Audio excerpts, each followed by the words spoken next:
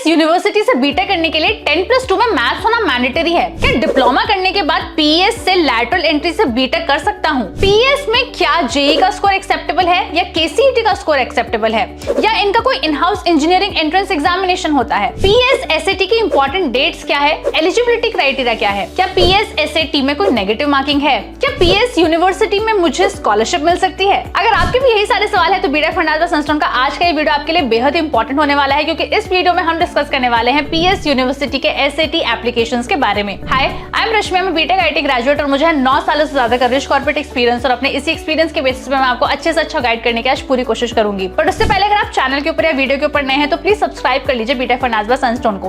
Video अगर थोड़ा सा भी इंपॉर्टेंट लगता है, इन्फॉर्मेटिव लगता है तो प्लीज लाइक कीजिएगा, ज्यादा से ज्यादा अपने दोस्तों के साथ शेयर भी कीजिएगा। बिना किसी देरी के चलिए शुरुआत करते हैं इस बेहद ही इंपॉर्टेंट वीडियो की।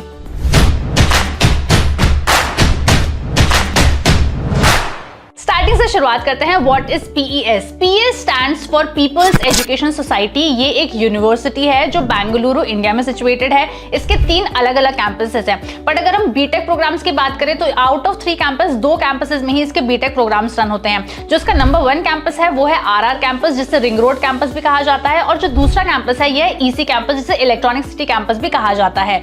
अगर हम कोर्सेज ऑफर्ड की बात करें तो यहाँ पर computer science with some specialization such as artificial intelligence and machine learning, electronics and communications engineering, electrical and electronics engineering जैसे ब्रांचेस जो हैं वो रन होते हैं। अगर हम पीएस में एडमिशंस की बात करें तो ये 3 अलग अलग तरीके से हो सकता है, या अगर मैं प्रोग्राम्स ऑफर्ड की भी बात करूं तो ये 2 अलग अलग तरीके से होता है। नंबर 1 बीई या बीटेक प्रोग्राम, तो इसमें आप डायरेक्टली एडमिशन ले सकते हैं। सेकंड है बीई या BTech program through lateral entry, तो अगर आपने डिप्लोमा किया हुआ है तो उसके बाद अगर आप लैटरल एंट्री के थ्रू बीटेक करना चाहते हैं तो उसका भी प्रोविजन पीएस यूनिवर्सिटी में है।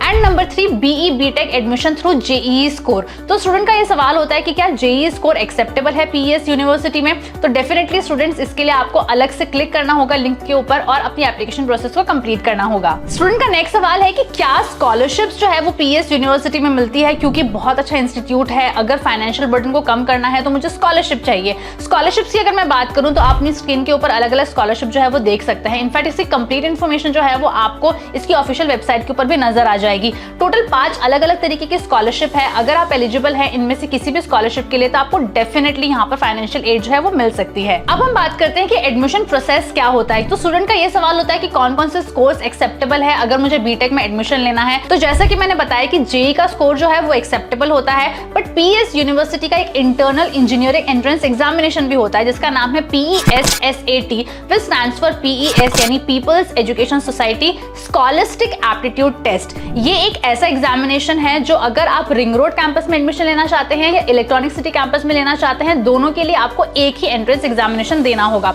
ये सिर्फ साल में एक ही बार कंडक्ट होता है, जिसकी एप्लीकेशंस की लास्ट डेट बहुत नजदीक आ गई है। स्टूडेंट्स कई बार ये पूछते हैं कि क्या मैं चूज कर सकता हूं कि मुझे रिंग रोड का कैंपस मिलेगा या इलेक्ट्रॉनिक सिटी का कैंपस मिलेगा? तो स्टूडेंट्स ये टोटली डिपेंड करता है आपकी मेरिट लिस्ट के ऊपर और इसे आप चूज नहीं कर सकते। तो अब स्टूडेंट्स क्योंकि हम इंपॉर्टेंट डेट्स की बात कर ही रहे हैं तो हम इसे डिटेल में डिस्कस कर लेते हैं। तो अगर मैं इसके ऑनलाइन एप्लीकेशंस की बात करूं तो ये अक्टूबर में ऑलरेडी स्टार्ट हो चुके हैं। 20 अक्टूबर 2023 से इसके रजिस्ट्रेशंस चल रहे हैं।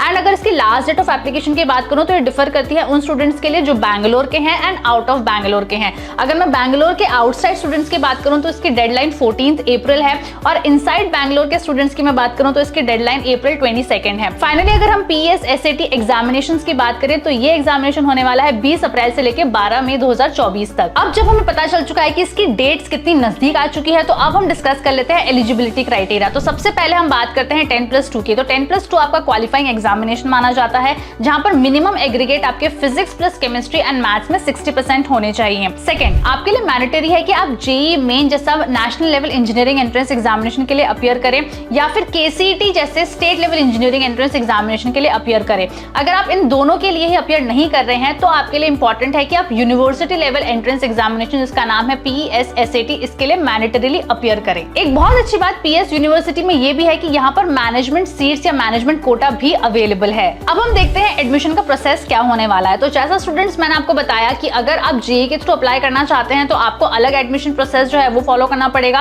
एंड अगर आप पीएस एसएटी या फिर केसीईटी के बेसिस के ऊपर अप्लाई करना चाहते हैं तो इसके लिए आपको अलग लिंक के ऊपर क्लिक करना पड़ेगा। अगर आप पीएस एसएटी एंड केसीईटी या फिर जेईई यानी तीनों के स्कोर के बेसिस के ऊपर अप्लाई करना चाहते हैं तो इसके लिए आपको अलग से सेपरेटली रजिस्टर रजिस्टर करना पड़ेगा। जैसे मैंने बताया कि यहाँ पर मैनेजमेंट कोटा भी पॉसिबल है and admission for NRIs and foreign nationals भी एप्लीकेबल है, तो इसके लिए आपको डायरेक्टली एडमिशन कमेटी को कांटेक्ट करना पड़ेगा। अब हम बात करते हैं एग्जामिनेशन पैटर्न की। तो ये 180 मिनट चलने वाला एग्जामिनेशन है, जहां पर 2 अलग अलग सेक्शंस है। सेक्शन 1 जो है उसमें फिजिक्स, केमिस्ट्री, मैथ्स के क्वेश्चंस आने वाले हैं एंड सेक्शन 2 में इंग्लिश के क्वेश्चंस आने वाले हैं। अगर हम सेक्शन 1 की बात करें तो फिजिक्स एंड मैथ्स में आपके 60 क्वेश्चंस ईच आएंगे। अगर हम केमिस्ट्री की बात करें तो यहाँ पर आपको 40 क्वेश्चंस नजर आएंगे। अगर हम सेक्शन बी यानी इंग्लिश पेपर की बात करें तो यहाँ पर आपको 20 क्वेश्चंस नजर आएंगे। फिजिक्स, केमिस्ट्री एंड मैथ्स की अगर मैं सिलेबस की बात करूं तो जो आपने 11th एंड 12th में पढ़ा है उसी का सिलेबस आपके पीएस एसएटी एग्जामिनेशन में आने वाला है। स्टूडेंट का ये सवाल भी रहता है कि क्या कोई नेगेटिव मार्किंग है, तो स्टूडेंट्स नेगेटिव मार्किंग है यहाँ पर।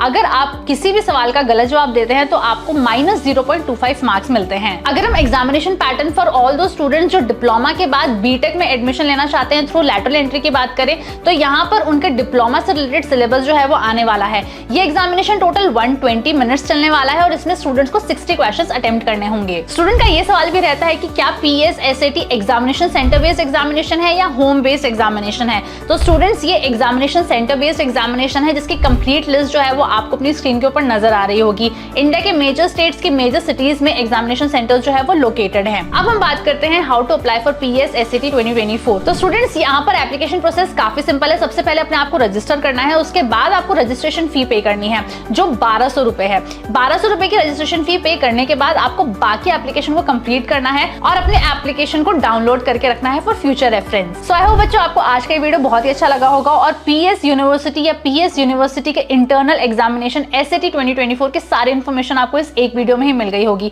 अगर वीडियो थोड़ा सा भी इन्फॉर्मेटिव लगा है तो प्लीज लाइक कीजिए, अपने दोस्तों के साथ शेयर भी कीजिए एंड अगर आपने अब तक सब्सक्राइब नहीं किया है तो प्लीज सब्सक्राइब कर लीजिए बीटेक फर्नाज बाय सनस्टोन को। अगर अभी भी कोई डाउट रह गया है तो प्लीज मुझे कमेंट करके जरूर बताइए, मैं उसका पक्का रिप्लाई करूंगी। Thank you.